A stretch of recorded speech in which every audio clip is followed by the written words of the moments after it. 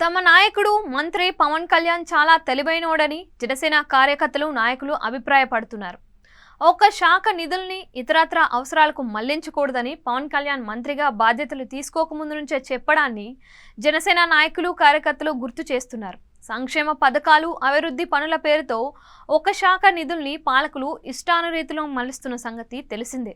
ఈ నేపథ్యంలో గ్రామీణాభివృద్ధి పంచాయతీరాజ్ శాఖ మంత్రి పవన్ కళ్యాణ్ నిధులకు సంబంధించి ప్రత్యేక దృష్టి సారించారు. గతంలో జగన్ సర్కార్ హయాంలో తన శాఖకు సంబంధించి నిధుల్ని ఇతరత్ర అవసరాలకు మళ్లించడంపై ఉన్నతాధికారుల నుంచి వివరాలు సేకరించారు. ఇలా ఎలా మళ్లిస్తారంటూ అధికారులపై ఆయన సీరియస్ అయ్యారు. ఇదంతా ఒక పథకం ప్రకారం చేస్తున్నారని జనసేన నాయకులు కార్యకర్తలు చెబుతున్నారు. గ్రామీణాభివృద్ధి పంచాయతీరాజ్ శాఖలకు కేంద్రం నుంచి నిధులు బాగా వస్తాయి. అలాగే తన పలుకుబడిని ఉపయోగించి మరింత ఎక్కువగా నిధుల్ని రాబడతారు అనే నమ్మకం పవన్లో ఉంది.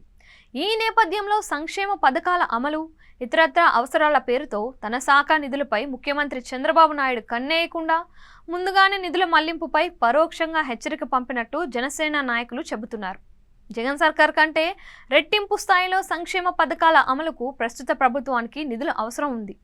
తామిచ్చిన హామీల్ని చిత్తశుద్ధితో అమలు చేయాలంటే అన్ని శాఖల నిధుల్ని వాడుకోవాల్సి ఉంటుంది.